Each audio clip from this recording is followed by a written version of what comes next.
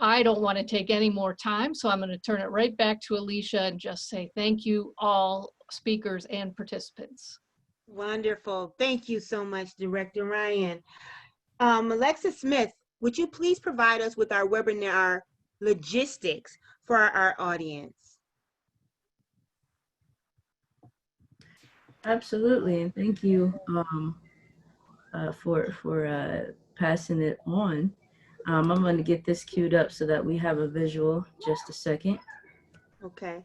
While we're getting that visual, I just want to offer the definition of community: a group of people living in the same space or having a characteristic in common, a feeling of fellowship with others as a result of a sharing common attitude. And I always say, when you look at community, you want a common unity. Community. Alexis, please. Thank you. Just some few housekeeping notes. First, we want to say that many of you might have noticed that you received Visa gift cards from Freshwater Future. Just want to reassure you that if you did receive one, those are not spam. It is not a mistake.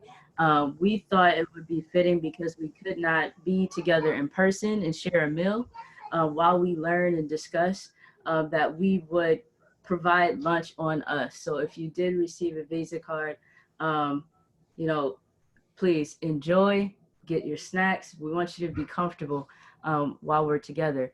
The other thing is that if you are an attendee, when it comes to the Q&A time, and you can please put in your questions and comments in the chat box in the Q&A, but you will be muted and your video will be off for the duration of the webinar until we get to the discussion part.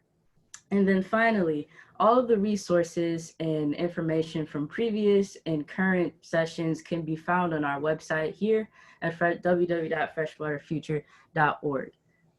That's all. Thank you. Oh, final thing, just for a visual. The Q&A is here, highlighted in red, and your chat box is here. So when it comes to Q&A time, if you have specific questions for our presenters, you can have them here. And the panelists will have a chance to see that. But if you have general comments and things of that nature, any help with tech, please put it in the chat box. Thank you. Wonderful.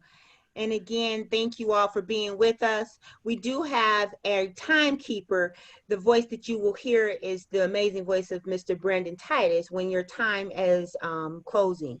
So at this moment, I want us to draw our attention to a quote from Lauryn Hill. "I consider myself a crayon. I may not be your favorite color, but one day you'll need me to complete your picture." Let that sink in. Let's feel that, hear that, as we enjoy the beautiful words of Be Water.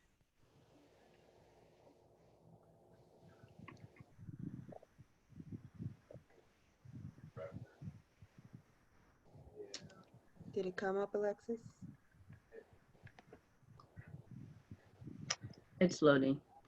Okay. As it loads, just think about those words that Lauryn Hill shared with us. You got all kind of colors of crayons. It may not be your favorite one.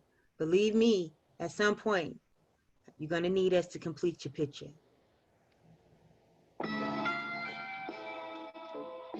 It's funny how unassuming water is. So feared in a weird way. We stay running from it. Stay protecting ourselves from it in houses, hiding under umbrellas, losing breath with each splash as if it is not who we are. As if water isn't the example we should strive to be. The children know. Before fear of water, we rain danced our woes away in puddles.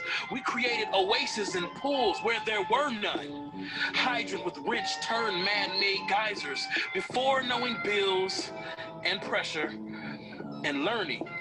The very thing we're made of most ain't free. Funny, that statement. That business of having to pay for what you are, running from who you are. Well, let's be clear. Stop running. Be water. Be water ever flowing and stay thirsty, my friends. Stay fluid in a concrete world. Don't be the streets. Rocks break under pressure, form cracks in its foundation, erode with time when water simply adapts. Water will bring life throughout its reign, but with the right amount of power, destroy walls, crumble dams. It's 98% of what you are anyway. Be water. No obstacle you can't get around. Be water. When placed in the fire, be steamed, but still you. Be water. When the world is cold, stand firm in yourself. Be ice and snow. Be water and stay ever changing. Be lakes of imagination and stay fresh. Be water and be yourself.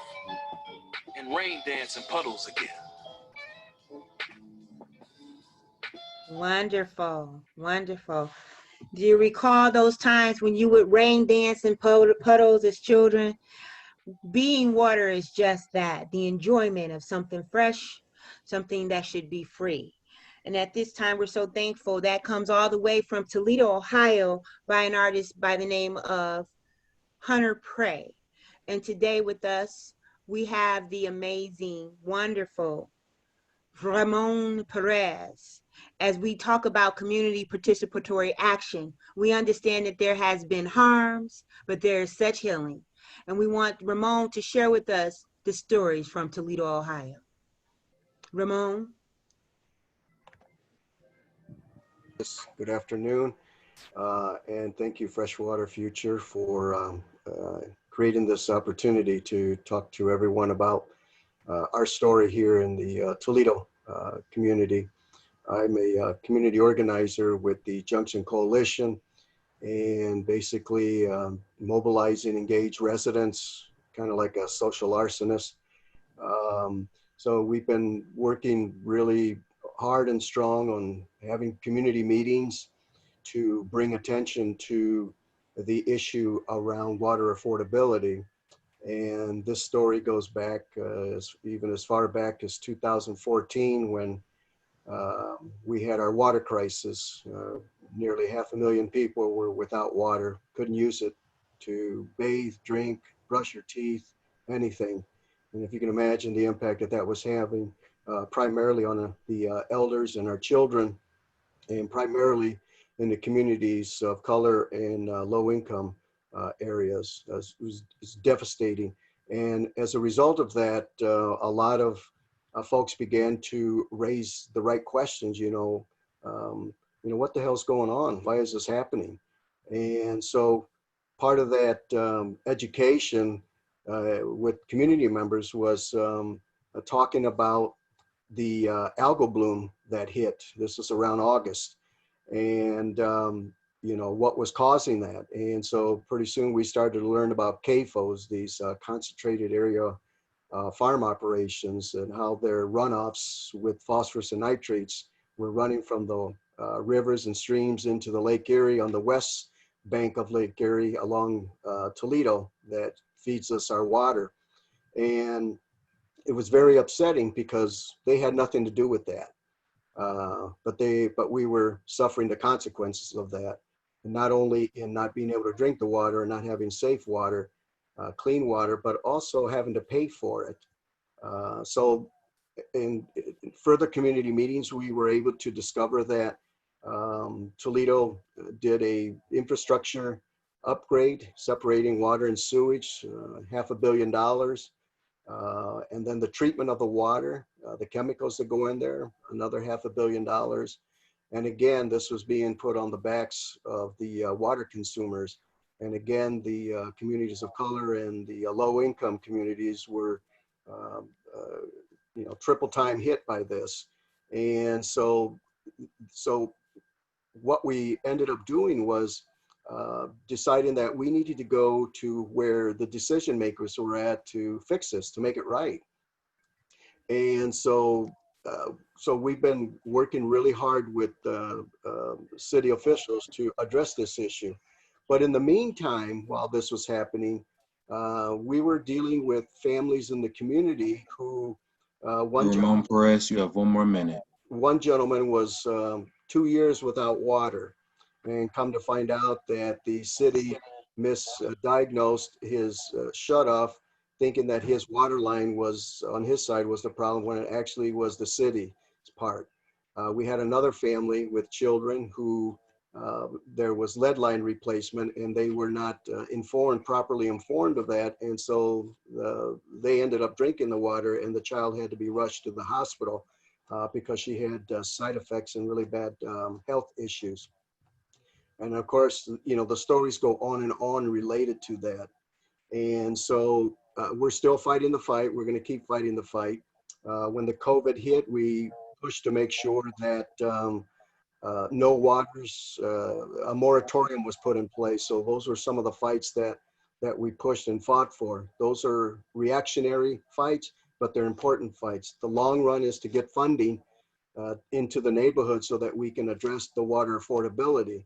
And I know that we're up against a big, strong wall, particularly now with this administration.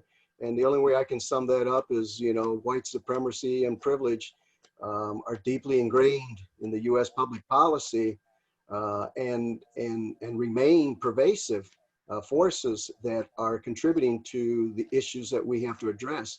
So Thank you, Ramon. Please conclude. I got you, brother. Thank you so much. And Ramon, thank you for your work and making sure that this work in water affordability spreads throughout Toledo. Without you, there is no us. Thank you so very much. Thank you, Ramon. We're going to go right over to Roy Stevenson, all the way from Flint, Michigan, with Dreams. Royce, tell us a little bit about Dreams and your work in water in Flint. Dreams is, but I just want to tell you guys, like, just about how what's going on in the world now and how it affects me and how Dreams fits into that picture. On Thursday, May 28th, I fell asleep with my TV on CNN. I was following the protests that ensued after the George Floyd murder. I woke up around 11:30 p.m. I was half asleep, one eye open, still groggy, and I saw flames blurring on the screen. Then I heard the reporter say that the 3rd precinct in Minneapolis had been set on fire. I felt my eyes starting to well up. I was becoming overwhelmed with emotions. Many said this was a protest of the murder of Floyd. I, on the other hand, I saw this, it was a cry by a population that had been voiceless for years and decades.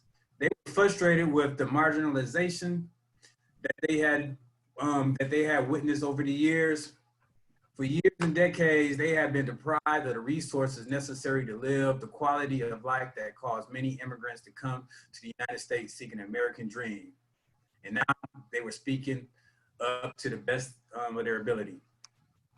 Former Democratic presidential candidate Marianne Williamson alluded to this marginalization during one of the presidential debates last year when she said, and I quote, "What happened in Flint would not have happened in Grosse Pointe." She was referring to the Flint water crisis when she said this. I was taken away when she said that, but it made a lot of sense. She was speaking about the same systematic racism that drove the frustrations of those protesters in Minneapolis. To really understand this, we have to look at the population of both these communities and how the socioeconomics affect each of our lives. Grosse Pointe is a more affluent community with a population of 93% white. Its average household income is $171,241, and less than 3% of the population lives below the poverty line. Thank you, Royce. You have 1 more minute. Just about an hour north of there is Flint, my hometown, where the population is 53% Black and 39% white. The median household income is $27,717, with 40% of the population living below the poverty line. Just 12% of the population have bachelor's degrees or higher. And as we know, the voices of those facing economic and educational disparities are often muted. Often they struggle maneuvering through bureaucratic systems, leading them to pay the nation's highest water rates, even though they cannot consume the water they struggle to pay for. And that's where my nonprofit, Dreams Inc. comes into play. Dreams is an acronym for Developing Respectful, Educated, Aspiring Minds with Sports. And we aspire to help restore that voice for the youth in Flint and Genesee County. As I mentioned earlier, 6 years ago, Flint was victimized by the water crisis. Thank you, Royce. Please We were conclude. Thank you. traumatized, especially our youth, by our inability to access clean drinking water. Many of our youth have reported elevated blood levels, which may impede their cognitive development. Others that did not have elevated blood levels were still traumatized by this adverse experience. So what we do at Dreams is try to develop programs that help foster resiliency, a resiliency that can help return some sense of normalcy to these lives. Often people are resistant to trying new things because it is human nature to love what we know and hate what we don't. And our youth are no different. But we Wonderful. to build a relationship with youth, and that is big because trust is hard to come by when dealing with traumatized populations. With that trust, we are able to convince youth to step out of their comfort zone and experience new things. Thank you, Royce. Your time is up. Thank you, Royce. Amazing. The way you start something is the way you want to finish. We start strong, we're going to finish strong. Thank you so much for that historical presence, but that emotional presence of who and what we are without apology. And there's a trauma that has taken place that has to be answered. And with that, we're going to go right into Mr. Steve Carley. Did I get it right? Because I'm not looking at my screen. I'm looking at another screen. But he's all the way from Pellston, Michigan. He has worked so very hard with his children, for his children and his students. And we want Steve to share with us what's happening in Pellston.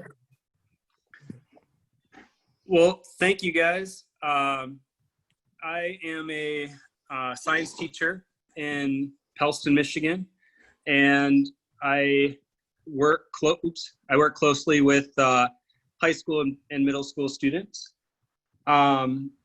This past year, I was teaching a high school earth science class, and we were talking about or looking into environment and fresh water. And the Michigan Biological Station University of Michigan Biological Station is right down the road from us. And we were lucky enough to create a relationship with Freshwater Future, and Ann Bauman helped us to get a field trip to the University of Michigan Biological Station. We went there, learned all about something called PFAS.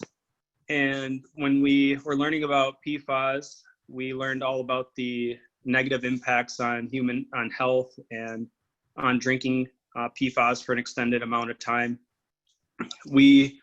Ann offered us some testing kits, and she suggested that we test some wells in the area. And there were students that volunteered close to our local airport, where firefighting foams are used or were used in the past. And these firefighting foams can leach into the ground and create problems in local wells. Our community, or those wells were tested and they came back positive. And when that happened, the state came in and helped to test some more wells and retest those. And without Freshwater Future, it would have been, those wells would have gone untested. And so the students learned firsthand about a water crisis, and it was pretty remarkable. And even though we knew as a state and as a country Thank you, Steve. You have 1 minute left. Thank you. That these chemicals were found in firefighting foam, those wells were never tested, and it took Freshwater Future helping us along and our students learning about this to put it all together and kind of help the state act on this this terrible thing that was happening in our community. So it's been eye-opening and great, and I just want to thank you guys for having us here and letting us tell our story. So thank you. No, thank you. As an educator, we have so many amazing opportunities to engage young people and change the world. And thank you, Steve, for doing that. Thank you so very much.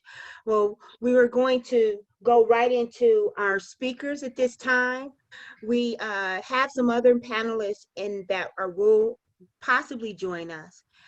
that are on the front lines doing amazing work. We have Stephen Witherspoon from Duluth, Minnesota, who may and may not be able to join us, but we want to at least acknowledge his work in Duluth as they're battling with issues of lead, as well as Mr. Stevens had alluded to. It is not just Flint, but Flint was the catalyst. And we want to thank the families in Flint for working and continuing with the faith. We also may have Darren Collins from Chicago, Illinois, join us. And we will make time for those as those come on. In Chicago, they too are dealing with lead and water shutoffs. And we are responsible for continuing to be partners in getting that good work done. Thank you so very much to all of our community partners. We are now going to enter into our panelists, our special guests. We have with us the most amazing, the most spectacular dual Professor Yvonne Heth and Amanda Heth, talking about framework for dismantling institutional racism. These young ladies hail from North Carolina, and they're going to be talking with us and giving us amazing information. Thank you, ladies, for being with us. We also have Aisha Selman from all the way from Toledo, Ohio, but is now in Boston.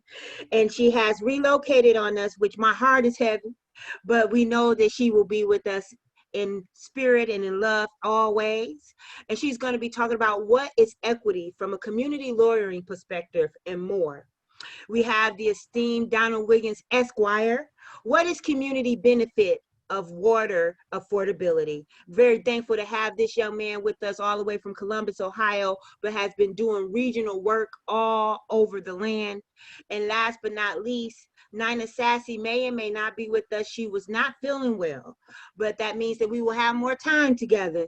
If that is the case, that we do not have our state of Michigan standing with Community for Water Equity, our public advocate from Michigan, working in the office of Governor Whitmer. So at this time, with no further ado, we have two beautiful women that we're so thankful to have with us, Professor and Amanda Heth. Good afternoon, everyone. I am so honored to be here with you today. This is such an important issue, not only at the state level, but it is also a global issue, not only accessibility to drinking water, but also affordability.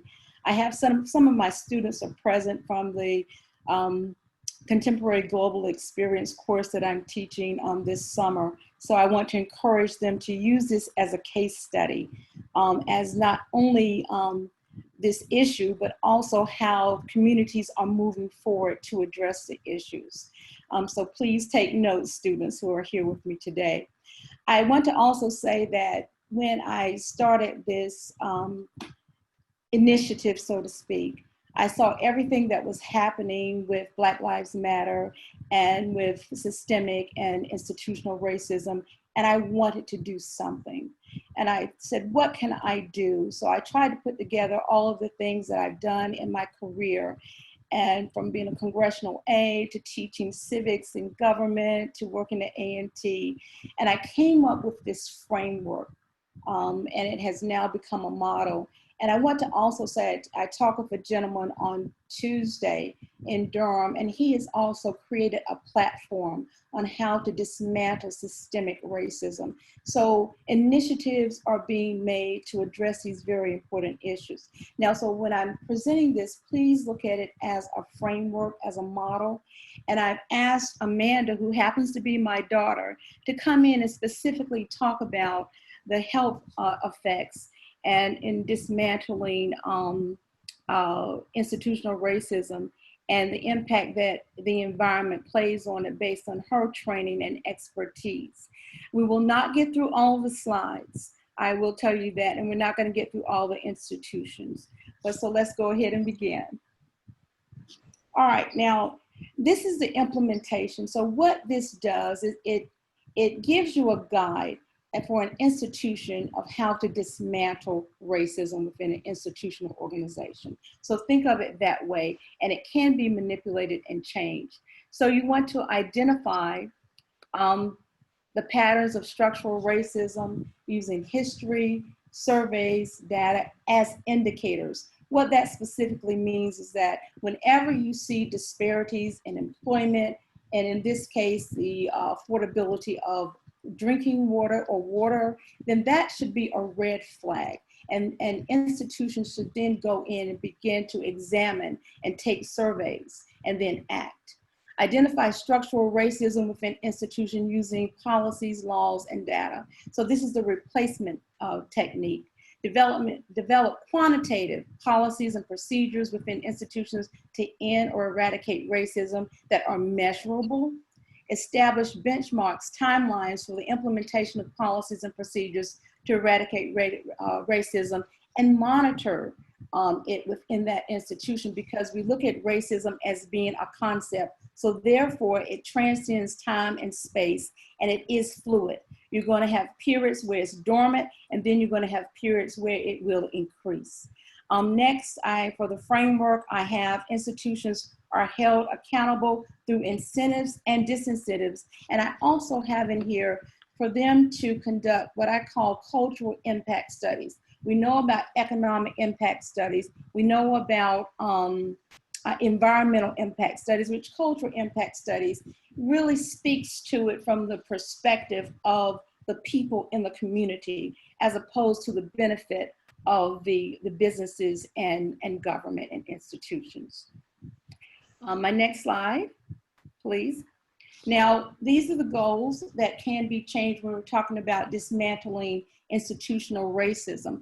A goal is a pipe dream unless you have the tools to be able to meet those goals. So, of course, the goal is going to be dismantle racism, build equitable institutions, reclaim African-American history and culture, economic prosperity, and truth and reconciliation. I have them intentionally on both sides, because first of all, you have to acknowledge the truth and the history and the cause of some of these issues which we're struggling with today. And you see that with the dismantling of some of those monuments. And we are celebrating such things as slavers. I call them slavers. I don't say they own slaves, I say slavers.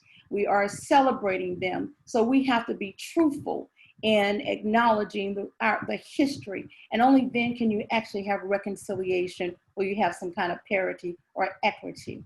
The tools: political prowess, diplomacy, economic impact. And I did change this. I had nonviolent protests, but as a historian and I identified patterns, there is a connection, or possibly a connection between violent and nonviolent protests and the outcome. So that will be studied with this most recent movement, and I'm unapologetic about that. Withdrawal, and then power in numbers. Now I put power because the definition of power means the ability to encourage an individual, entity, or organization to do something that they would not normally do.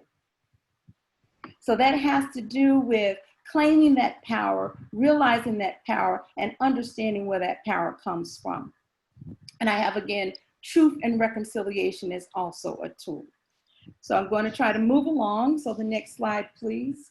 Now, what I did here was a visual with your institutions. Now, I'm looking at it from an institutional perspective. You can look at it as systemic racism, and that can be applied to any type of system with two or more elements in it that are connected. So I'm looking at your major institutions. Your number one institution is your family, and institutions are more than just brick and mortar. That's where learning takes place. That's where your identity is formed, where you're imprinting, and institutions have the power to disseminate information and mindsets as well. You have government institutions, which is one of the most powerful institutions, because it is in fact the ruling authority and has the authority to enforce those policies. Religious, education, social, media, entertainment, economic, and financial. We are not going to get through all of these today. Amanda's going to touch on health in just a few minutes. My crane represents the historic implications here when we talk about institutional racism. If you put it in perspective, you can say the totality of the African-American experience has been one of institutional racism, if you look at it in terms of years. So I'm going to go ahead and move very quickly to the next slide, please. And this is the slide where I did put this model of urban development here. It's the Burgess concentric zone model. You have other models like the Hort sector model. You have the multi-nuclear model. And this one was a case study for Chicago. And it was intentionally designed to accommodate the upper middle class. And it did segregate the marginalized and people of color. And that's how cities were actually developed and designed. And there are other models. So when you start talking about institutional racism and dismantling it, we have to look at the legacy and the impact that those decisions have made. Okay, so now I'm going to go ahead and turn it over to Miss Amanda. Good afternoon. So I'll be discussing health inequity. So because this is a model, I begin by saying we can't discuss community and water affordability without addressing the history and access. So that would be access to things such as food. So oftentimes African American communities are in what is known by the CDC as food deserts. So these are areas where high quality foods are just not accessible. Additionally, access to medical treatment. So according to the book Medical Apartheid by Harriet A. Washington, African Americans do not receive the same quality of treatment for the same illnesses. So again, we talk about access just historically. Lastly, water, which is why we're here today. People living below the poverty line and people who are non-Hispanic African Americans tend to be at the greatest risk for water sourcing that is not up to standard. So moving right along, also discussing disease outcomes. So with that, we want to discuss many of the diseases or illnesses that are a result of unclean water or unsafe drinking water sources.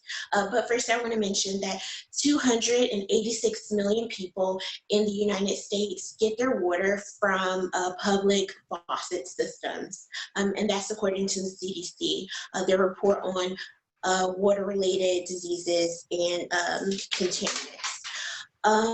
As far as diseases go, we want to talk about mineral deficiencies. So the absorption of one of the main contaminants in water, which is caused by lead piping or plumbing fixtures. So lead would be the main contaminant.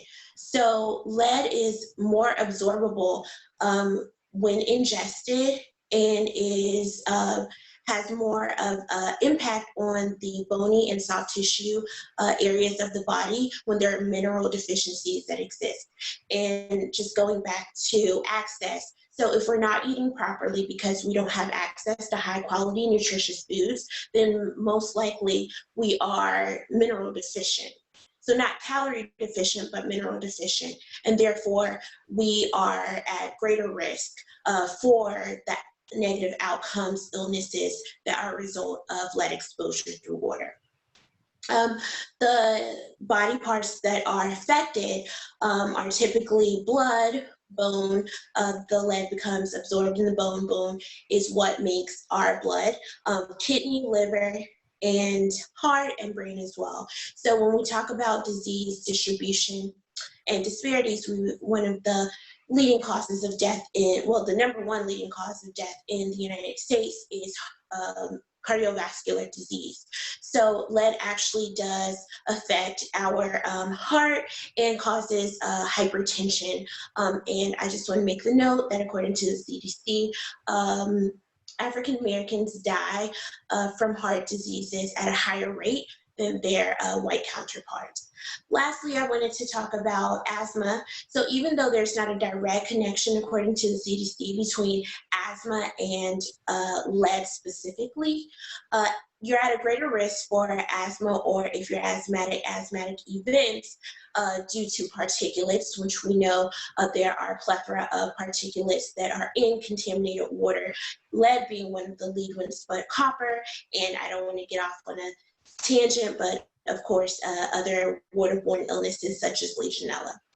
Lastly, one of the ways that we can resolve health inequality, especially pertaining to, well, in general, is through funding.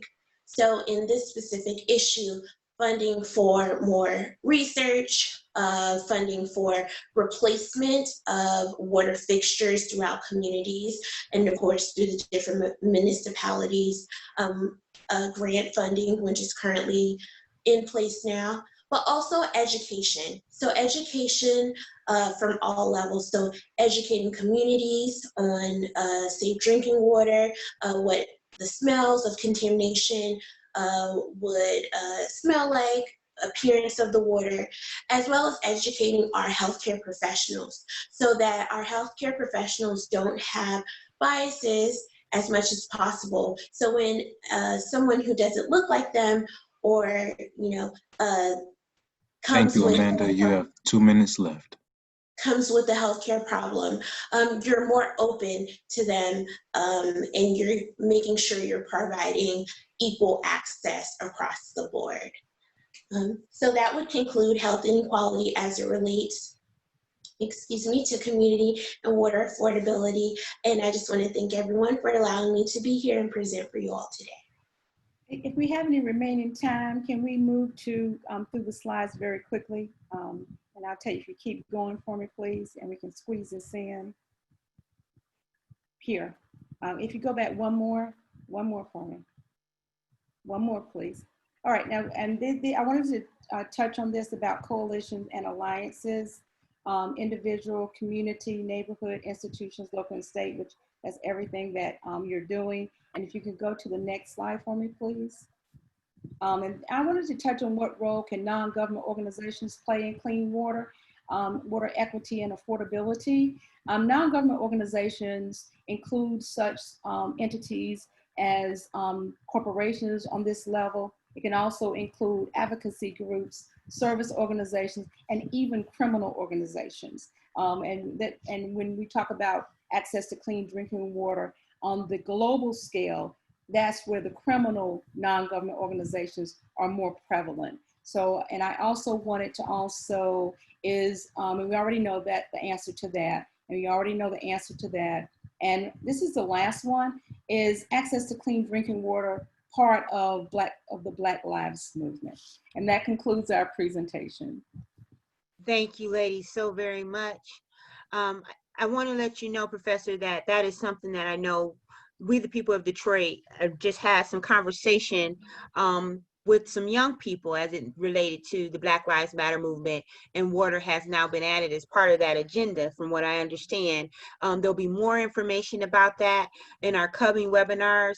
We have public health coming up on Wednesday of next week, so there will be more information as it relates to that agenda of water into the Black Lives Matter movement. So thank you for your presentation, and thank you, Amanda, for both you ladies being with us. Professor, it's been such a pleasure, and we want you all to please enter your questions into the chat box. We will have time for Q&A, and we want you to also look at the Q&A area where you can enter your questions to a specific panelist if you need to. We're going to move right along to Attorney Aisha Selman, who is all the way from Toledo, Ohio. We're so very thankful to have her with us. I believe she's in Boston right now. She is relocated. And so, Aisha, if you will, please, not only is she an attorney that has taken very good care of the folks in Toledo, Ohio, but a dear friend.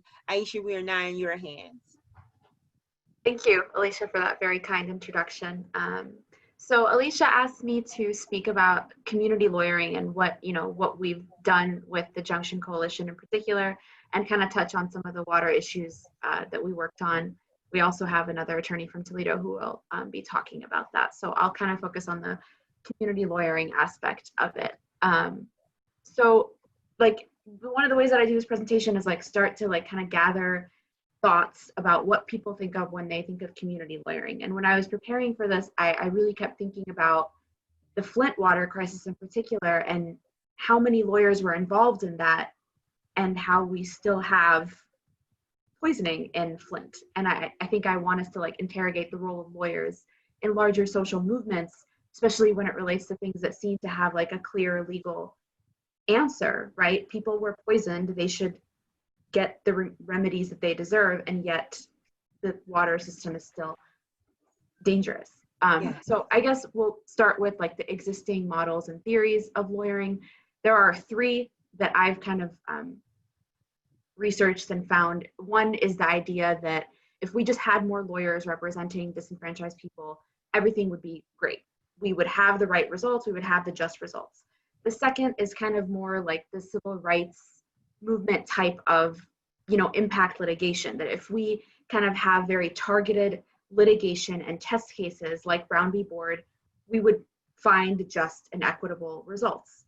The third is this idea that I always try to like explain this, I hope it makes sense, but this idea that the poverty and the disenfranchisement of people is really the result of the failure of all the kinds of agencies that are involved in poverty work, whether it's like welfare agencies or legal aid agencies. And the problem with these models is that they don't take into account that class and racial discrimination are integrated into the legal system. These models believe in an inherent justness of the legal system, that if we have a lawyer with the right case, justice will be served. And I just want to keep that while you guys think about that, and shift gears to kind of talk about the civil rights movement. And one of the really striking things in the new Jim Crow that maybe Aisha, would you like for us to advance the slides while you? Yeah, sure. It's fine if it helps people. I'm Okay. kind of like zipping through it. So one of the things that stuck out to me about the new Jim Crow is Michelle Alexander makes the claim in the book that social change didn't happen in the courtroom with the lawyers. It happened literally in the streets. And actually, she has some quotes. And I pulled these quotes from other articles that I've read. She wrote, "As public attention shifted from the streets to the courtroom, the extraordinary grassroots movement that made civil rights legislation possible faded from public view. The lawyers took over." Another civil rights advocate, and as I wrote, the first Black woman who received tenure at Harvard Law, wrote that our clients became important but secondary players in a formal arena that required lawyers to translate lay claims into technical speech. We not only left people behind, we also lost touch with the moral force at the heart of the movement itself.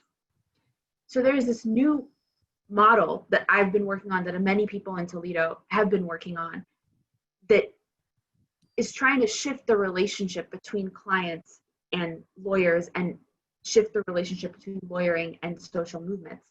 And, I will be honest with you that I struggle with this concept, because sometimes it feels like another buzzword. You say community lawyering, but what does community lawyering really mean? And I hope, at the end of this presentation, we can at least have like a working definition, especially as it relates to water equity and water, environmental justice. So the themes of community lawyering that I have kind of focused on is, one, that it's a community identified issue.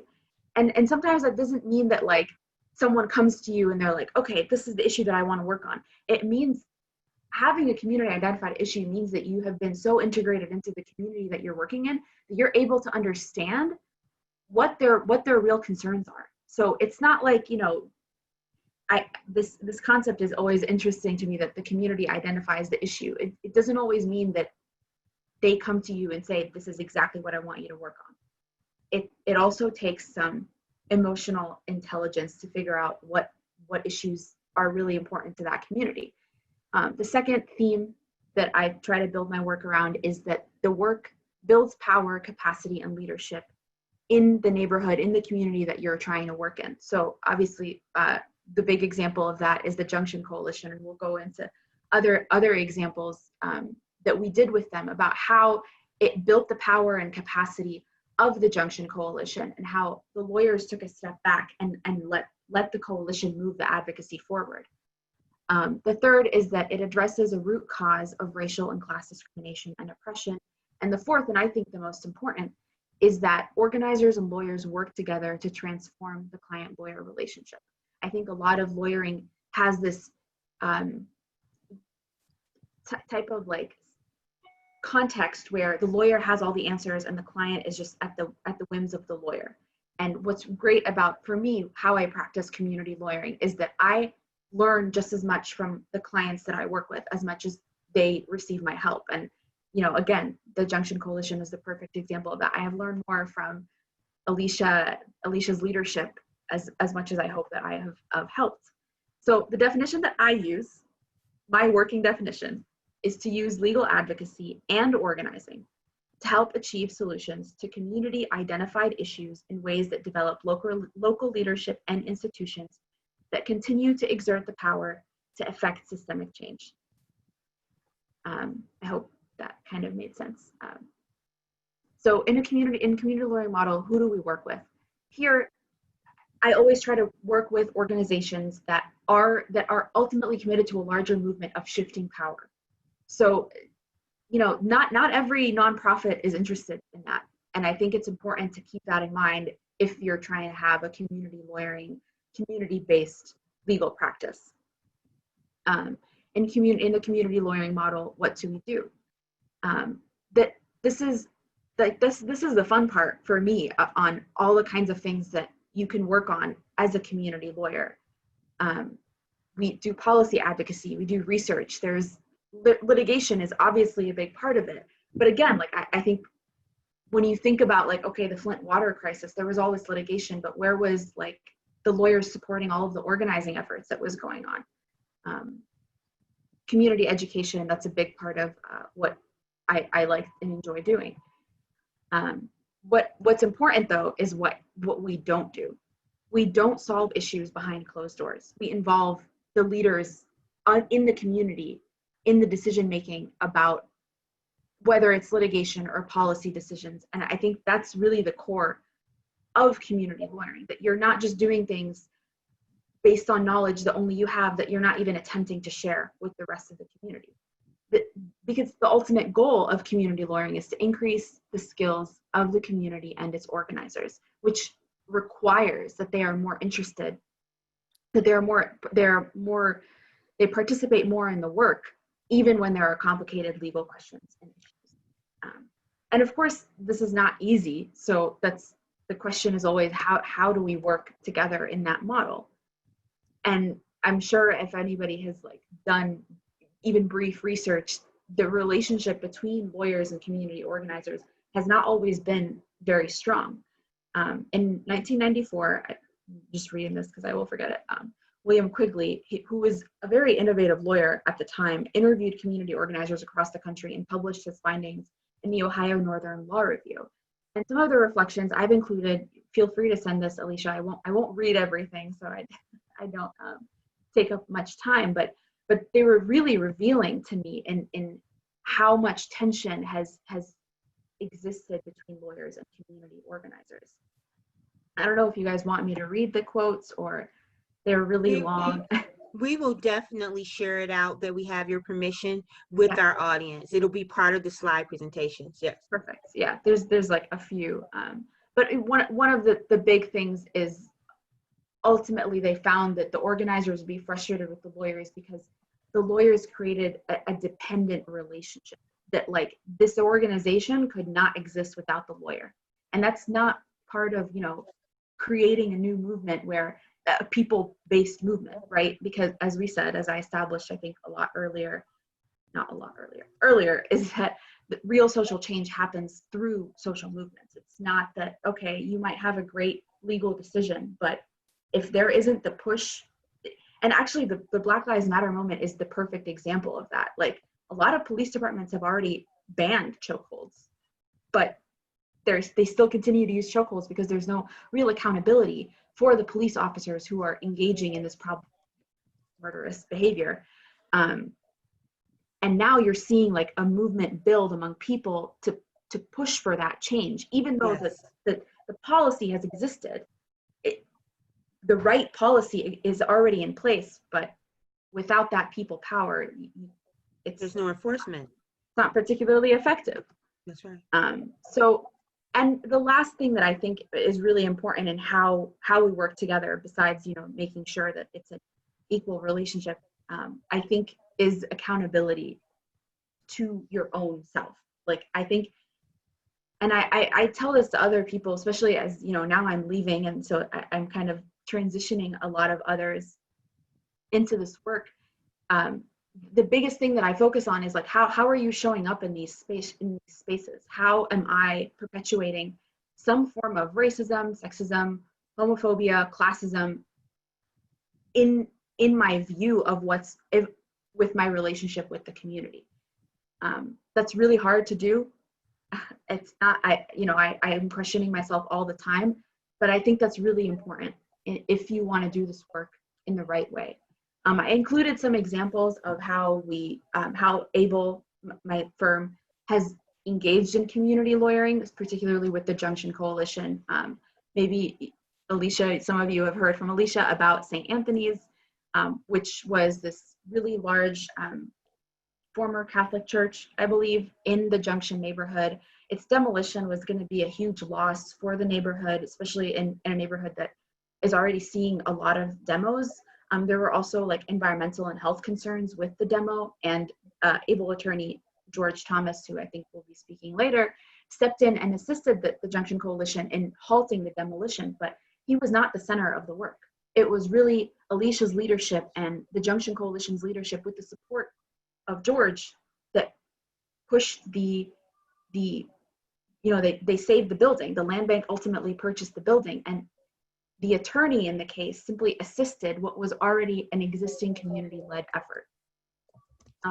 The other thing we kind of worked on together as an example of what community lawyering is persistent redlining in the Junction neighborhood. The blending in Junction continues to match up exactly how it used to in the 1920s and 30s. And with our help, we were able to file comments with the Federal Reserve looking at one particular bank, Fifth Third in this case, their disinvestment in the area. And now Thank you, Aisha. You have 2 minutes remaining. All right, cool. Thank you. I'm almost done. As a result, I think, still the highlight of like my time, in Toledo has been seeing the Junction Coalition like just run with it and go to like every bank, knowing that they have all of this information to back them up. Information that, yes, the attorney provided, but they led the work. And then another example that ABLE has been really active in is the food deserts, which I like the previous speaker calling it food apartheid. That's what it was. There was a neighborhood that got really angry and passionate about the food apartheid in their area, and ABLE, along with the community, has created a food co-op, a grocery store co-op called Gem City Market. It's worker and consumer owned. This here, I'll just skip that because those are some things that I've worked on with the Junction Coalition, looking at like the wraparound like advocacy of the work that we did together. And then I'll just skip to the last quote. I know Martin Luther King is overly quoted, but I really do love this quote. Quote him. Sorry? Go ahead and quote, baby. Go ahead.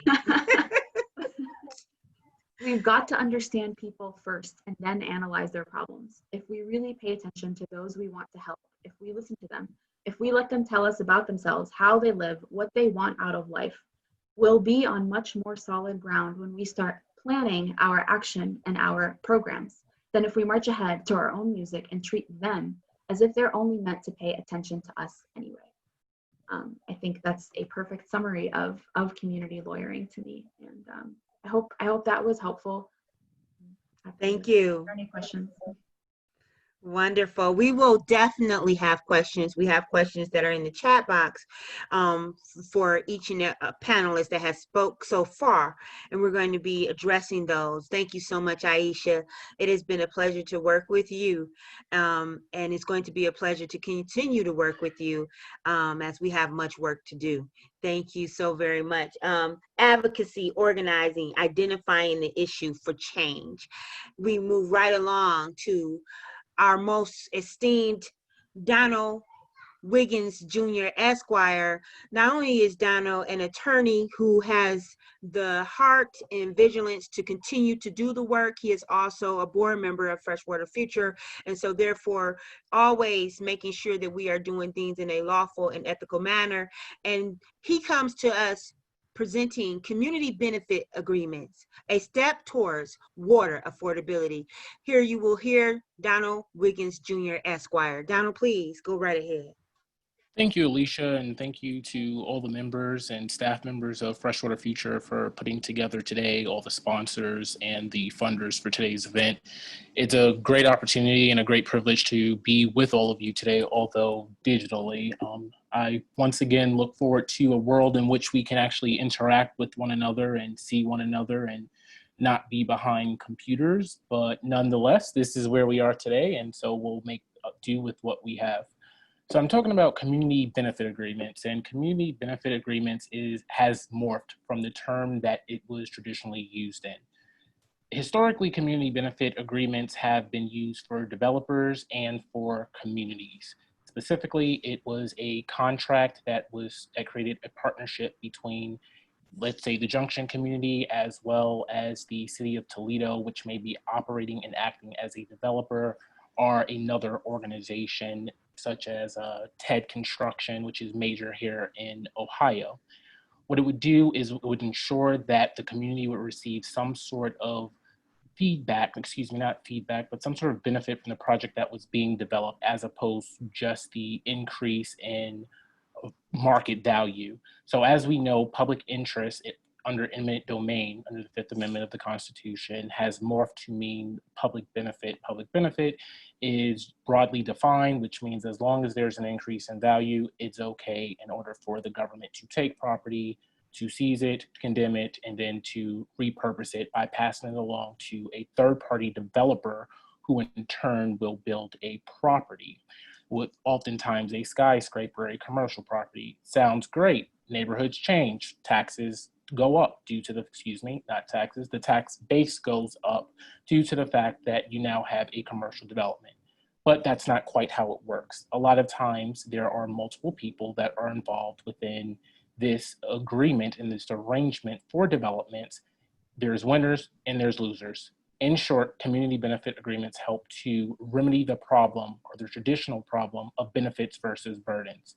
The citizens in the communities, especially low-income communities and communities of color, are the ones that are disadvantaged, whereas the developers in the city, which, yes, while the low-income communities are part of the city, oftentimes do not receive the benefit that they are entitled to as being a member of the city. So it becomes the other.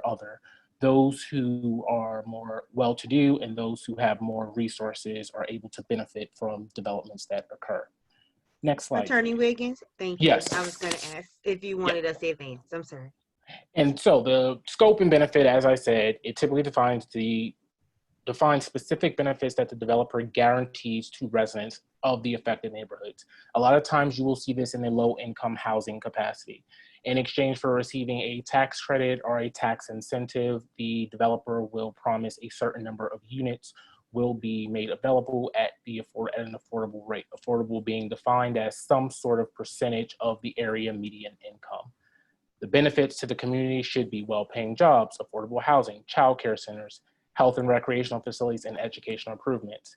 But something goes awry due to the fact the community improves, but the people move out, also known as gentrification, or pricing people out of a neighborhood. Community benefit agreements is a way in which communities are trying to remedy that issue. Next slide.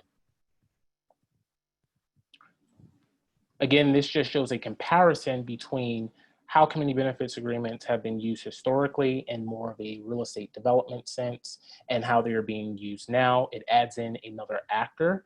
Previously, it wasn't the community that was benefiting from developments because they were seen as being part of the local economic development agency. And by that, I mean the goals of the local economic development agency was coupled with that of the goals of the community. But we know that is not always the case, because those who benefit from developments are not always the same individuals that are carrying the burdens, the low-income neighborhoods, the communities of color. Therefore, we move to this model where community is recognized in its own right and given a seat at the table. That's why we use community benefit agreements, to make sure we memorialize communities' presence, place, and distinct goals in a development project. Next slide. So what's needed in order to ensure that a community benefit agreement can be developed? Organizational capacity, staffing, community feedback process, and a communication procedure. What I mean by this is Junction is a highly organized apparatus, as everyone, I'm not going to just say in Ohio, probably the United States, and the world knows. Not every community has that same organizational capacity. Not every community has an Alicia Smith. Maybe if we had clones of her, then the world would be a much better place, but we do not at this point in time. And to that effect, we need to make sure that communities build organizational capacity, creating economic development corporations, building nonprofit organizations or LLCs that are able to receive funds and able to negotiate on behalf of the community. Those organizations need staff members. Staff members are the executive director, the people who actually lead the organization, the individuals that will be doing the work and filling out the grants, the individuals that are going to be hosting town hall meetings and that are going to be writing reports. So it doesn't have to be a fully paid staff, but you do need an organizational structure and you do need people. The dream works when the team works. A community feedback process to ensure that you're actually representing the interests and the needs of the community, and a communication procedure to ensure that those needs are being communicated to the developer. Next slide. So a little bit about water. So water is a resource, and as a resource, that means that pricing is based on scarcity value. The more or less you have of a resource, the more or less that resource will cost. You would think we have oceans, lakes, streams, rivers, et cetera, so water would therefore be affordable for everyone and free. That is not always the case. Something goes awry. Less abundance, prices go up. With water, for whatever reason, although it is abundant, prices still go up. Why does that happen? Substitution, replacing one product for another. So when we begin to get into the economics of water and you start talking about bottling water, you now are taken away from the general abundancy, providing it to a private corporation such as Nestle, who bottles the water, makes a profit off of it.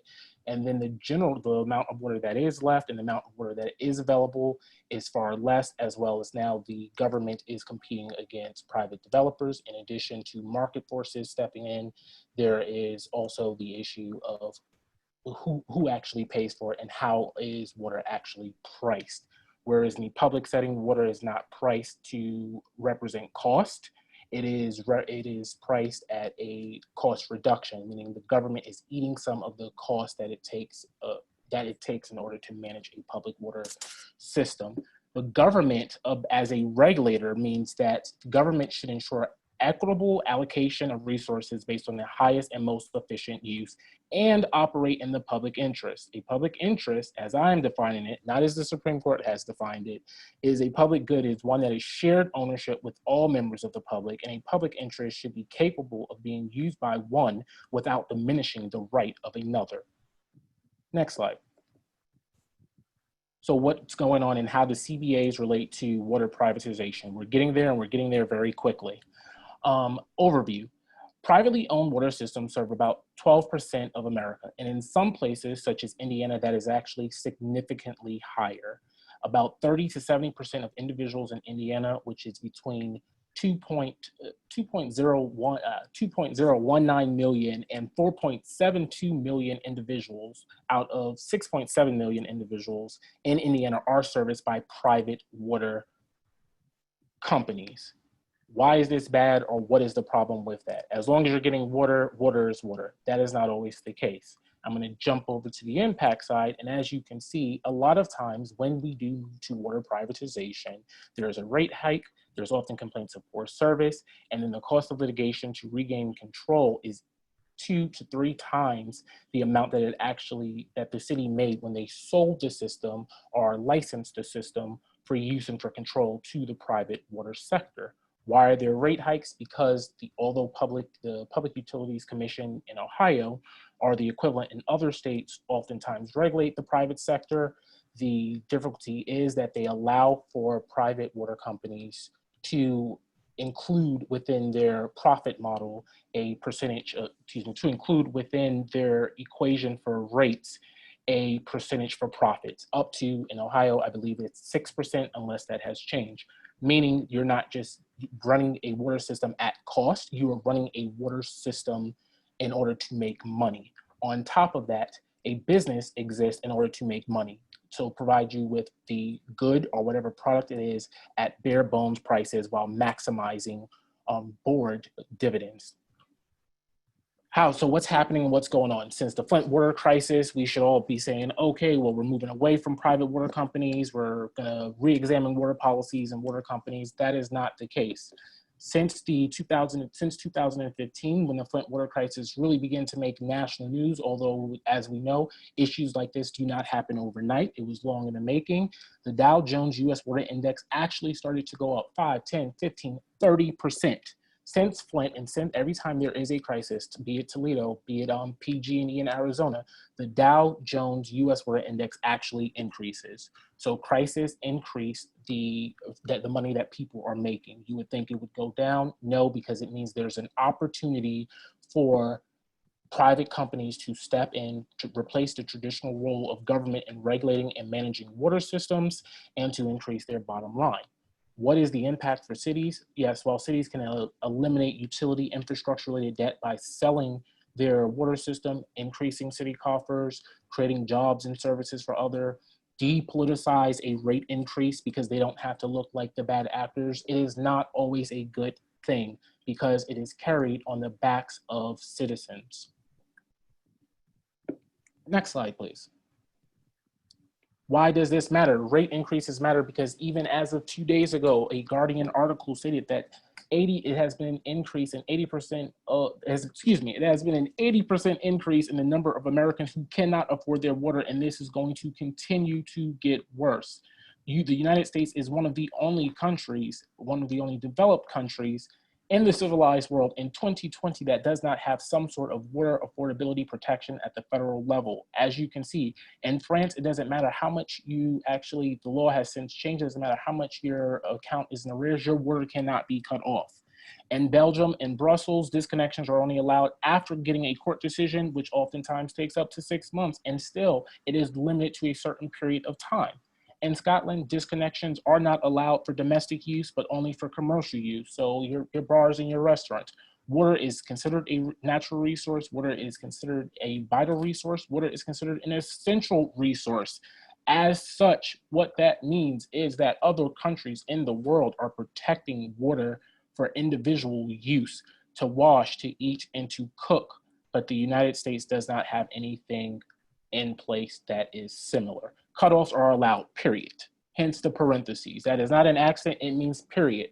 Yes, there are programs out there that seek to help people pay their water bills that are income contingent, or if you have a disability or of a certain age, but you still have to qualify. State and local governments are and must continue to fill that gap. Next slide. Thank you, Donna. You have 2 minutes remaining. Oh, perfect. So bringing it all together, what can a community benefit agreement do to help ensure that there is water affordability protection? Community benefit agreements can work with the city as well as in the event of privatization to ensure that they are receiving some sort of benefit so that their rates, although they may go up, at the same time, they will use less water, they will use an agrometric rate of water, and that they have a say-so in the process. How can they do that? If you are privatizing your water system, then let's look at making sure that that new company that is going to step in and be the operator is also providing you with rain gardens, with bioswales, with education for water reduction, with restrictors if possible, so that you are using less water, and therefore, although there may be a rate hike, there is also going to be less of a water bill that you are using. There can be a benefit as well when everyone has a seat at the table and their mouths are not duct taped shut. I have several examples and we will be happy to answer them in Q&A. And with that, I'll turn it over to the next speaker. Thank you. Wonderful. Thank you so much, Attorney Wiggins. We definitely have some questions that are going to be addressed at the close of the panelists. At this time, it is just amazing to understand that we have with us a number of community action partners who have given their lives their time to frontline work. Thank you, Attorney Wiggins, for letting folks know that there is resolve, there is solutions, and having a community benefit agreement is important for all communities. We're looking now to George Thomas, and Aisha spoke to George involvement not only at the ABLE level, but now at the fair housing level. Nina Sassy from the governor's office was going to be with us, but I have gotten a text that she is not well. So we send our love to her, and we will definitely also make her slides available to you. But right now we have George Thomas, as he will present to us a number of things in regards to what his work is in Toledo, but he's been doing some amazing work helping the Toledo Water Council and Ramon Perez, to whom you heard earlier, and we want to hear from George in that space. So George, please. Thanks so much, Alicia. Just to introduce myself just a little bit more. So I work with the Fair Housing Center in Toledo, Ohio. I'm their vice president and general counsel. We see water access as a critical fair housing issue because without that water access, you effectively have no housing. The housing is uninhabitable basically instantly as soon as that water is shut off. And so with some public records requests and data that we've received from the city of Toledo, we can even map the locations of water shutoffs in the Toledo area and directly see, as I'm assuming that Alicia and others have probably already mentioned this too, that these are primarily concentrated in urban core neighborhoods.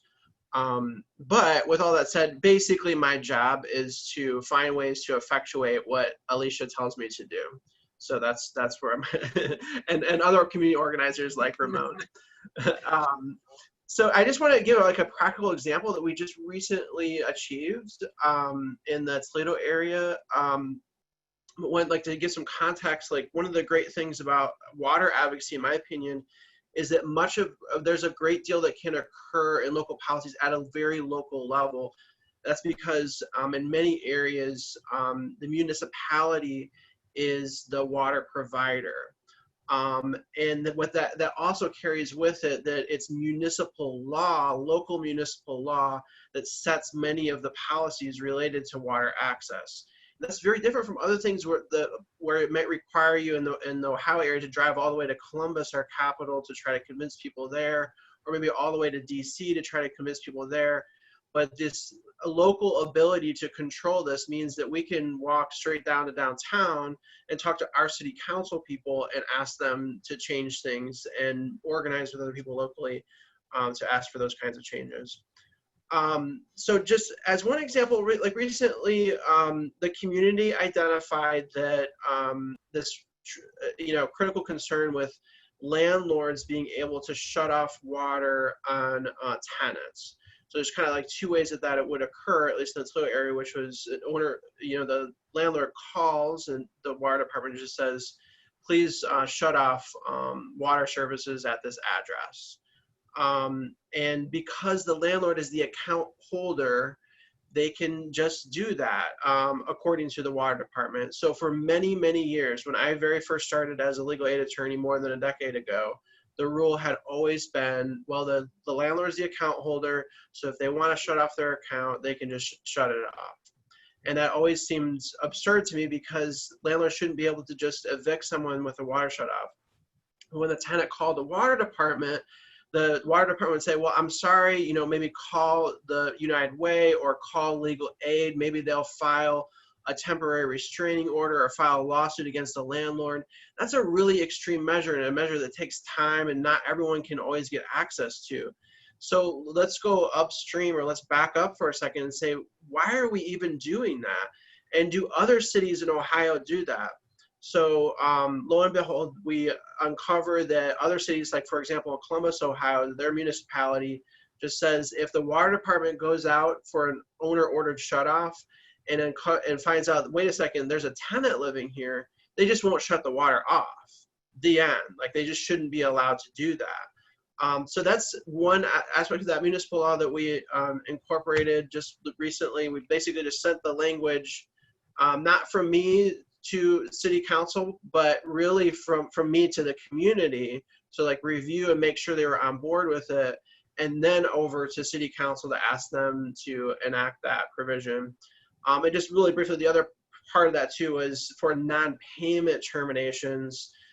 If a tenant were forced to start paying a water bill in order to like avoid the shutoff, the ordinance says that they can deduct the amount of those payments that they were forced to make from future rental payments that they would have otherwise have to make to the landlord. So that also gives some support for those instances where there's some kind of non-payment termination.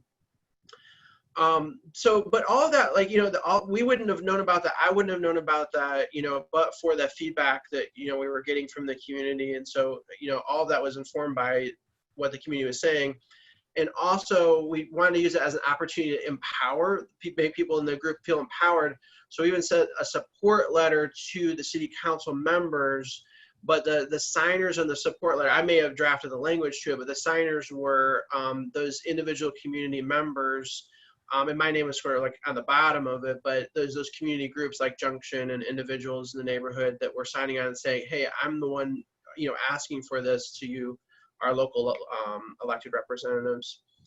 And just another quick example of that is the city of Toledo is going to be issuing an RFP, a request for proposals, the language of the RFP was actually just drafted by and like reviewed by the community. The RFP is going to ask for experts to do a study on water affordability in our region. But again, the way that proposal was crafted was giving that voice, you know, back to the community in that instance as well. But I'm happy to answer questions about that municipal law provision, though I know that my time on the agenda is very short. Well, George, you're on the panel, and that makes you part of that conversation for questions. Thank you so much. And as you heard, there's a lot of attorneys in this space, but community needs that because there's a part that the inequitable process that we talked about yesterday is protected by the ignorance of the law. So by having attorneys that work with the community, that ignorance is minimized and we can uplift the voices of community, which leads us to an amazing young woman who has done amazing work in the city of Toledo for our Lake Erie, and that is Marky Miller. We're so very happy to have her with us for Toledoans for Safe Water. Marky, please tell us your story and share details about what is happening with the work you're doing. Yeah, thank you so much. Thank you for including me. These presentations are really powerful, and I'm just really honored to be included in this set. I keep thinking maybe I'm on the wrong list. My group is Toledoans for Safe Water, and we are based in Toledo as a grassroots organization. We wrote, petitioned, and campaigned for a local charter amendment called the Lake Erie Bill of Rights, or LEBOR as I might call it. This was in response to the 2014 water crisis that Ramon mentioned earlier, recognizing the rights of Lake Erie, its right to exist, flourish, and thrive, because we know ultimately the lake's right is our right. So this community fought really long and hard in and out of the Ohio Supreme Court, as well as locally, to put this issue on the ballot. Despite collecting the signatures that were required, there were several attempts to prevent us from getting there and putting this before the voters to have a voice. And we did eventually, even though we lost several of those cases, we did earn a special election in 2019. And LEBOR was democratically enacted with a vote of 61%.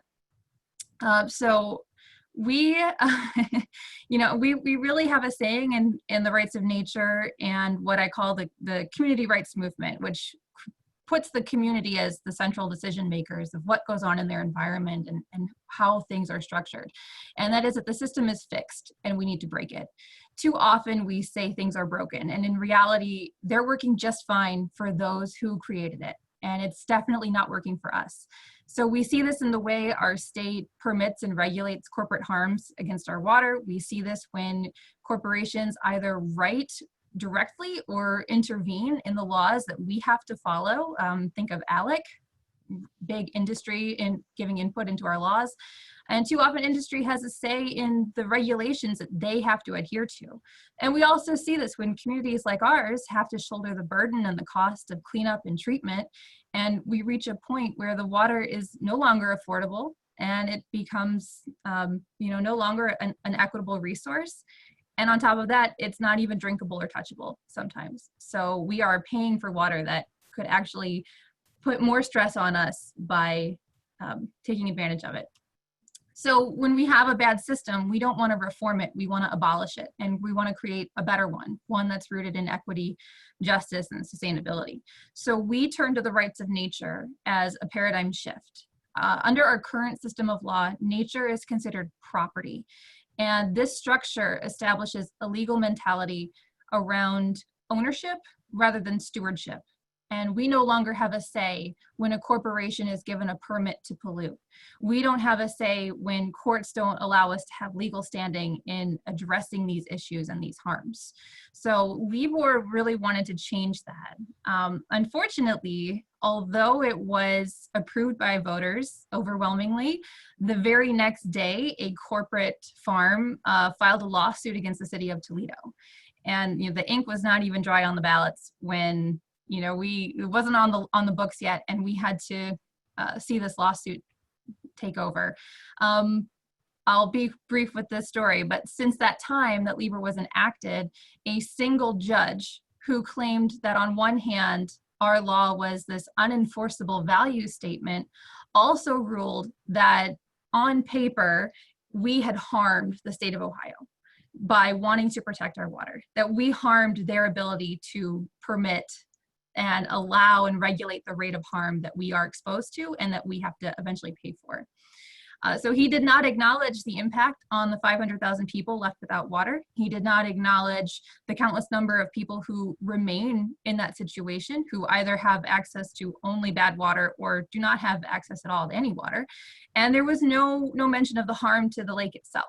When we talk about community and what a community is, and I think we need to make sure we're incorporating our natural world into that this ecosystem is a community in and of itself, and it's one that we are a part of and not separate from. Ultimately, it's disappointing to hear that things are overturned or that you're kept off the ballot or prevented, but LIBOR was also about exposing this injustice, exposing the system for what it is, and sparking a global conversation. And we did that. So I'll never consider this to be a loss. And, we have to start thinking that we don't lose until we quit, and we don't quit. This effort only dies, it only stops when we stop it. Laws change when the culture demands it. I think someone said it earlier, right? Change doesn't happen in the courtroom, it happens in the streets. And it's us, it's we the people who have to move the needle, who have to keep asserting the change that we want to see and pushing for it, despite being told, no, we can't do that. The courts are going to be the last to fall. So that really can't be our metric anymore for dictating change or what things should be. My group will continue to assert and advocate for the rights of Lake Erie and ultimately the rights for all of us. So it might not be law, but it's what we want. It's what we're going to fearlessly advocate for to create the cultural and legal shift that we want to see. Thank you, Mark. You have 2 minutes remaining. Thank you. I will end just with this, that we are planning a webinar to really get into the details of the story and how it unfolded. So you can sign up for that at lakeerieaction.org. Just join the mailing list and we'll be sending out something for that. And I'll make sure Freshwater Future gets that so they can send that out. And as far as something you can do today, our partners in Columbus are advancing a Columbus Community Bill of Rights. Because of COVID, they had to stop their signature collection and their charter only allows for a 1-year time limit. Despite the governor and our elected officials making statements that we shouldn't have to choose between public health and our constitutional rights, they are not extending the deadline for this group. And they have to start all over again collecting their signatures. City Council has the ability to put that on the ballot. So if you can sign this petition and help show some support for Columbus, that their community should have a voice in this and should be allowed to vote on this issue, please check out this Move On petition and show them some support and help us share that. Wonderful. Marky, can you put the link that you said Lake Erie into the chat box, please? And please sign the petition. And Alexis, if we can put that into the chat box as well. This is about community action. As you heard many of our speakers talk today, this is about making sure that the community has a benefit. that the community stands tall and is heard. As Professor said, it's not only just a case study, this is people's lives. And there are students and professors in our academic spaces that care and want to do the work and make sure that the research speaks for and to us. There are attorneys and different professors and professions that are working together to get this done. We do have questions in our Q&A box. We also have questions in the chat box, and we want to definitely answer those.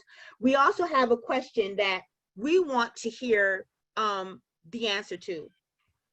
Why is water affordability important to communities? And we want you to put the answer into the chat box. Why is it that water affordability is important to communities? As we write policies, we need the answers to that. I also want you to think about the question that Aisha posed. What is community lawyering? She had amazing documentation and information, but this is where community comes in and we work together to get those answers out to people doing the work. There are some questions while you're entering information into the chat box. There are 2 questions, and we're going to go into those 2 questions. Our director is going to ask those questions to our panelists and get some answers. Royce touched on the Flint crisis. Ramon touched on the Toledo crisis. Marky talked about the rights of nature, and I love what she said, the natural world, the ecosystem, that it preserves and protects life. It is humanity. And I think that as we begin to formulate this portion of our series that has to do with strategy, I think that that's a good way to start in, is that we're not just talking about people, we're talking about all, the world, the existence. Water needs to be affordable, it needs to be protected. And so please, Director Ryan, if you would, we want to even talk about that PFAS that Steve brought in. I know I'm gonna shut up in a minute, but it was just awesome. It was just really great. George talking about this is not just a water concern as it talks about consumption and drinking water. This is also a housing issue. And so please ask the questions. Director Ryan, take it away. All right. Some of the questions I see are getting answered by panelists as time goes on, but I'm gonna ask and answer those anyway because I want to make sure that everybody gets to hear those answers. We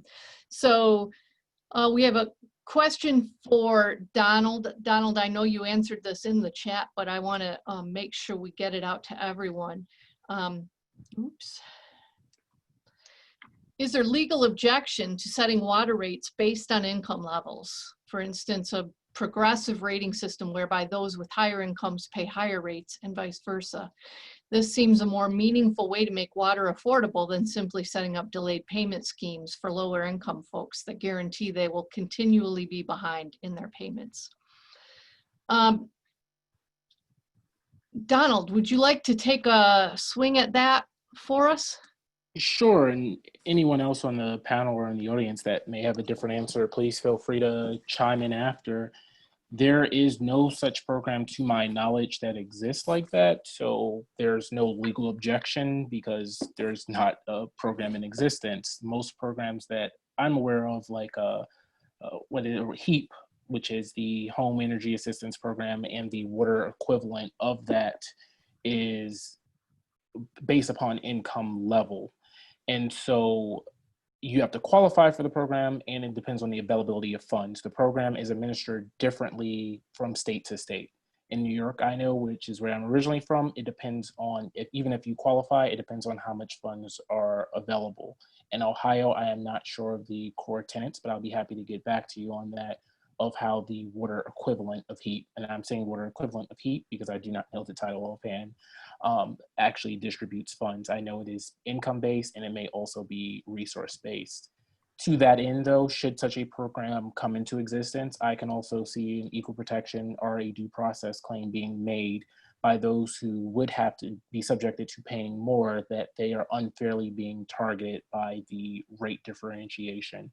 With the current composition, as Aisha pointed out, and change does happen in the streets, not in the courtroom. And with the current composition of the US Supreme Court, should such a case come into existence and work its way up, they may very well strike down the program on equal protection grounds and unfairly targeting those of a higher income, and potentially even of a higher income if you wanted to correlate income with race, and stating that being white is a burden, which is a developing argument that is happening in this country, and how we actually enforce and utilize the equal protection clause. So the short answer is no, there's no challenge, but yes, there could be a challenge to such a law. Thanks, Donald. And one thing I want to say is Freshwater Future has been working with We the People of Detroit on just this income indexed program for affordability. And one actually exists in Philadelphia. So it's a program that was created actually for the city of Detroit. Detroit has never used it because of legal challenges, but it was exported essentially to Philadelphia. And the interesting thing about it is it looks like it will return more dollars to the system than when people were paying nothing but not getting water, just because you're able to have everybody come into the system and pay something. And so we're pushing forward those pieces. We're looking at the local, the state, and the federal level of trying to get those kind of income indexed plans available. And in fact, a bill has been introduced in Ohio based on the work we've been doing. We'll see where it goes, of course. But yes, there can be lots of challenges in Michigan. There's a constitutional amendment that a lot of cities use to say they can't do it. We have legal reports saying, yes, you can. And so it gets into that gray area where no court has yet been able to take up the question. But it's a great question, and thank you for the question and the answer. I want to move to another. Someone was asking about, George, what's the recourse for tenants for this situation when the water has been privatized and is no longer controlled by the municipal government? Yeah, I can speak to that, and I provide a little bit of an answer in the Q&A, but I can at least speak to Ohio, as I'm familiar with Ohio. So first of all, just as a point of context, the vast majority of the population in Ohio receives their water from a municipality. That's the way the Ohio system currently functions, at least. But there are kind of two instances where somebody might be like contracting with, or in some way getting their water from a private entity, so to speak. So and most municipalities say that the consumer cannot resell water. In other words, like you can't just start bottling in the city's water, or like setting up your own piping system and start selling it without permission. So that sometimes that comes up in a mobile home park where there's one central meter at the beginning of the park, and then they resell to the individual mobile home park units in that park. And so in those cases, there's the only real legal protections that I'm aware of is through the Landlord Tenant Act, and then potentially some general like consumer protection laws, but there's nothing specifically directed to protect that scenario. So what I usually try to suggest to advocates or to the local municipality is, when you grant that permission to resell, make sure that you're putting conditions on it. There's some kind of protections in place for those individual consumers that are then getting it after the reselling. The other scenario in Ohio, at least, where someone's getting their water from a private entity, is there are some private companies that just are the water provider for the area, like an Edison company or like a First Energy. It's the same concept, but for a water utility. So in Ohio, then those utilities as private companies are regulated by the Public Utilities Commission of Ohio. And the PUCO does provide some basic sort of consumer protections. And because it's so rare, I've personally never handled a case like that. I've never actually had to represent someone who is facing water issues when the private company was the seller. So I'm not that familiar with it, but I do know from other utility cases that I've handled that the person can file complaints with PUCO. There's like an administrative hearing process. So there are some protections in place. You can complain to PUCO if your utility was, private in that instance. So those are the two main scenarios, where somebody might be getting it from a private company and there's some protections built in. But like I said, most people are getting it from a municipality though. Excellent, thank you. We also have a question that came in for Professor Haith about what is the significance of using that term slavers? Significance is to shift the kind of power and to acknowledge, instead of saying slave owners, you're moving it from, you're humanizing people, and you're taking away that dehumanization and shifting of blame and pointing to the oppression. That's great, thank you. Good question. Let's see, we had more that came through the chat box. I'm trying to look at both. Someone asked Attorney Wiggins, what's the significance of selling a municipal water system at the book level versus the appraised value? Oh, My apologies, I was muted there. So the significance is that at the book level, you're selling it for the cost of the system itself, so minus the diminution in value of age. What that means is if you built the system in 1950 and it costs $50,000 minus however much it would be worth now, as we would call it, fair market value, what your fair market value of your house is. The appraised value is what the system is worth should it be replaced, meaning the system may be built in 1950, but with all the upgrades and all the other equipment that would need to be added to it, it may now be worth $100,000. I'm using very small numbers just for simplicity's sake, because most of these systems start at 9, 10, $15, $20 million and upwards. But the municipality would walk away with $100,000 over walking away with $50,000, therefore allowing them to capitalize off of a value that the private sector essentially will put into it, and they'll recover through most of the time a rate hike. excellent, thank you. Appreciate that answer. I think we've asked all the questions that are currently in the Q&A and the ones that I could. There was a question for Aisha. Did she answer that about the community lawyering? I did not see that one, I apologize. Okay, I'll go in. And it says, for Aisha, is there an association or way to find community lawyers? Is community law becoming more common in law schools? One of yesterday's speakers also addressed that law, what is legal is not necessarily equitable. I am wondering how this conversation is being held within the legal circles of schools and associations. Aisha? Yeah. I do think that's a really good question. I think some law schools are starting to change, but I don't know that it's as common as it should be, at least in particular, the idea of like shifting power and having like an interdependent relationship with the clients. In terms of how to, I mean, I was lucky enough to go to a school that did have professors teaching me that, right? I don't know that everybody else is. But in terms of like finding a community lawyer, that's hard, honestly. I don't know how you would go about doing that. I don't know how Alicia found George, but she did. So he came kicking like, this woman's crazy. Thank you, George and Aisha, for all your work.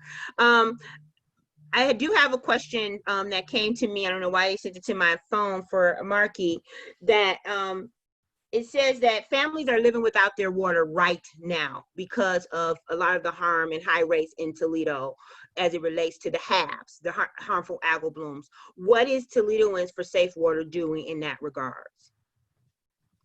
Yeah, I mean, our main objective was to really address the cause of those and really take back some of that power. This really is about shifting the power, shifting the decision making. And I think our next goal needs to be being very vocal about these problems and these permits. And when projects come in, not to just say, oh, well, we don't have the power to stop it, but to put pressure on those who do, since they would not give us that that power and say, you have an obligation and you are knowingly allowing this to happen. You are knowingly allowing this to cause harm to the ecosystem. And that's going to have a direct impact on this community, on the community's budget, on the people who live here, on healthcare costs, everything. It affects every inch of our system. So I think we really need to be stepping in to say, if there's immediate help that's needed, contact us so we can help bring people water, so we can make it easier for those who need it right now. But also stand up with us and start calling out these corporate harms so we can start taking back that power and getting it away from corporations. Thank you. And I know that Ramon is giving the thumbs up. Ramon, is there anything you wanted to touch on that with the work that you're doing as a community organizer? You're muted, Ramon. Oh, did I mute myself? You're good now. You're good. Am I good now? Okay. I just think that the power is in the community, and that's where we have to drive all of our, talking as a community organizer, that's where we have to drive all of our time and resources, is to build a community voice, because the community voice is going to drive the policies, and then we have to make sure that the policies are implemented, and it's always going to be the people that make that happen. So Marky, I am so happy to hear that we're going to move that forward. I'm there with you, and we got to do our best to align our community voice with your community voice and make this happen. So keep on fighting, sister. Jill, I also have a personal question to Freshwater Future. As there are many families living without their water, even in Chicago, and families are dealing with a number of disparities as it relates to water, what is it that organizations should be doing together to help for action for water affordability? Well, can I take a stab at that? Yes.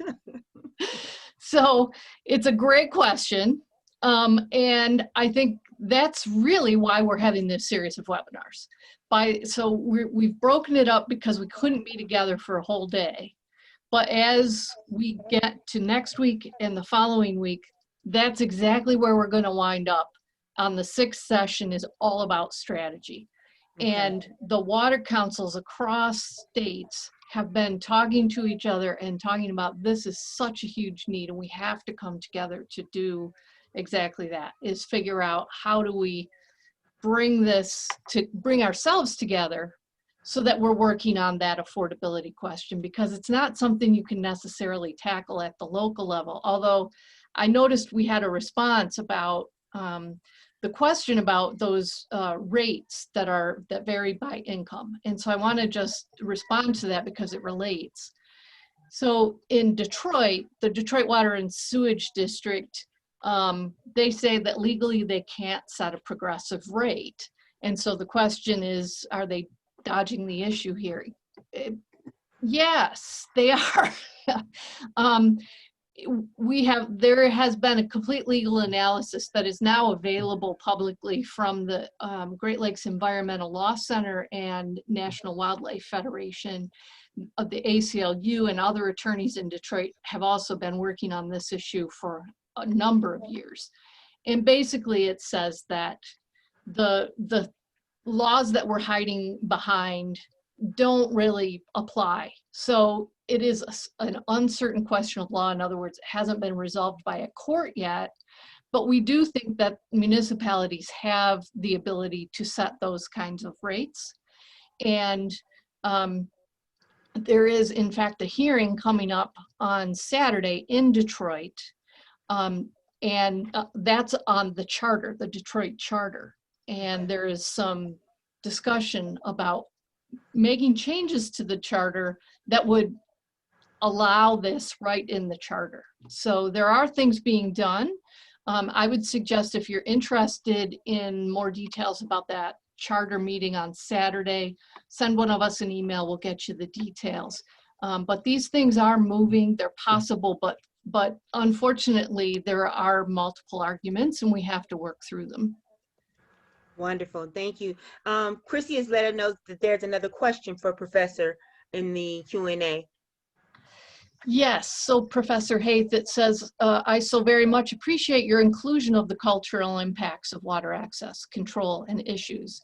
Do you or any of the other panelists think it's important to also communicate a focus on the epigenetics around issues of water scarcity and access? Epigenetic. That's a good question. I think when we're developing input from the community, we need to look at it from all perspectives and examine the impact from before we implement these initiatives without any real understanding of the long-term impacts it's going to have on individuals. That's extremely important. Absolutely. Excellent, thank you. And Jill, just want to draw attention to the chat box as Attorney Wiggins is providing all kind of resources and information between he and Aisha. I think that it's just great to get this information out in regards to resources, law, legal reference. So please, attendees, take note of these resources. Absolutely, and I think, as you mentioned, I think, Alicia, the webinar is being recorded, though we'll be making those available, but panelists have also been very willing to share their materials, so we're formatting those for you, and they'll be all up on our website where you can access everything from all 6 of these webinars together. Wonderful. Are there any additional questions? If there are no additional questions, and please continue to let them flow in as we have 6 whole minutes that will be remaining here, and there are no hands up. I do want us to look at the fact that we have a number of communities, Chicago as one, with families living without water. We know that there is Ohio Citizens Action, who are also looking to ask for a extension of the moratorium as it is slated to be removed July 10th. Jill, is there an opportunity for action in that space? Do we know of any opportunities for, or even maybe down write-ins or letters to the political powers that be? Could you touch on that? Well, specifically in Ohio, there is a movement to ask that people's water has to be left on during the COVID time, and we don't think that's over yet. And so I don't know that there's a specific letter at this point, but we can certainly make those materials available to this group, that everybody who's registered. We also know in Chicago, although there's been a moratorium since Mayor Lightfoot has been in office, there are lots of people who don't have water because it happened before that moratorium, and now those people have not been turned back on. So that's a similar problem. In Michigan, there's an emergency order from the governor that says every municipality has to do everything they can to turn that water on during COVID.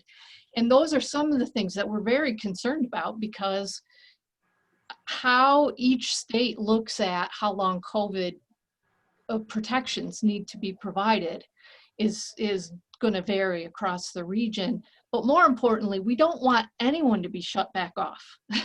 So that's one reason we're also looking at, are there ways in the emergency relief bills coming from Congress that we might get a moratorium on shutoffs from the federal level? That's a really big ask, but we need to ask it because this is so important to people's lives. And so I want to go to Royce as our community member who started off his conversation with such passion and power about the racism that we are seeing and have lived with. I'm a young, rich 46 years old, and I know I've lived with it every morning. We wake up in this skin, and you woke up to CNN where you saw the fire. And just to the reaction of what Amanda said in the chat box, that water is a necessity in that there is not one organ that can exist without it. What are your thoughts from community as we want to go to each community member before we shut out? So if you would just give, what are your thoughts real quick, then we'll go to Ramon, to Steve, Yes, he's still with us. We want to get our community voice and then Reverend to close us out, please. I personally look at it as an attack. It's an attack on those that are not empowered. Like I was discussing, you know, the financial and the educational disparities in communities such as Flint and Toledo. It doesn't always prepare us to be able to maneuver through the bureaucracy of the government, and we aren't able to fight the way we need to. And then you hear people complain because when you have like these riots and these protests, and they tell them how to protest and how to accurately do it, and people are frustrated, and they've been calling out for help, and they've been crying for help, and now it's spilled over. And I just think that, you know, these cuts to our funding, to our education system, we're not preparing people to be able to make the move through the system and to be able to voice their opinion or fight the way that some people think we should fight. And I think now, you know, it's very unfair to be criticized because after all these years of struggling and fighting and not being heard, you're still being condemned for just wanting help and just crying out for help. Wow. Thank you. Thank you. Ramon. Yeah, I think the protests and demonstrations need to keep happening every day as much as possible, because that is helping to force not just a conversation, but to start laying a new reform that is by the people and for the people, as opposed to these institutionalized racist organizations that have had it their way since, you know, they came from, you know, Europe. So, you know, this needs to keep happening so that we can clear the slate and rebuild it in the image and in the way that we need it to be. So, Wow, thank you. Yeah. Thank you. Steve, our educator, our friend, please, what are your thoughts?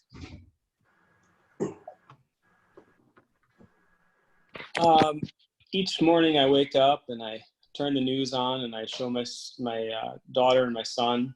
We watch that together, and they have a lot of hard questions for me, and I try to do my best to explain what our country is and what it aspires to be, and I think that we've got a long ways to go, and like we've all said, there's something coming up in November there, and we all need to go out, and that's one big start. Now, as far as water, we can survive about 3 days without good water.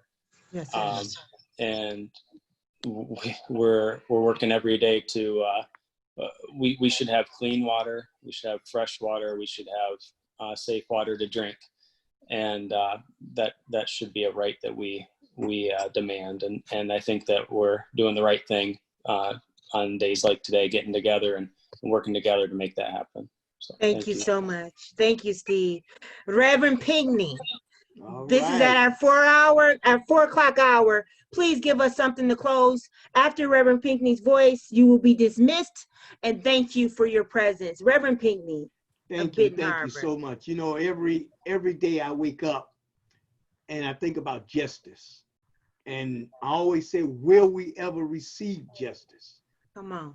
I have never known what justice is. I'm 70 years old, and I have no idea what justice is. If it was hitting me right in the face right now, I probably would understand it, but I don't know it. I don't even know the definition of justice. And I think that's what this whole thing is all about. When you talk about justice, you talk about equal. Yeah.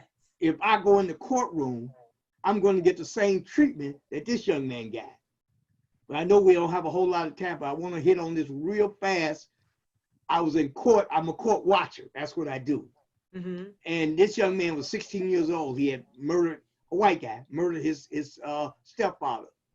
And then there was a black guy who had murdered his father. It was just a coincidence that both of them were sentenced on the same day. The white guy got probation. The judge said that prison would do him no good. But the black person, they gave him life in prison without the possibility of parole. And that what started me to thinking about justice. When will we receive justice? If we can't take it, we're never going to get it. And I'm going to close on that note. No matter what we do, if they don't think we can take it, we're never going to get it. And that's what I'm going to close on. Thank you. Thank you all to our panelists. Thank you to our community members. We have much work to do, but guess what? We're ready. Amen. We don't run from, we run to. Have a That's great right. one, and we'll see you soon. Bye-bye. All right now. See you, Bye Mark. bye. All right now. Thank you. Good job. Thank you, Amanda. Thank you, everyone. Good job. Thank you Very all. good job. Thank you.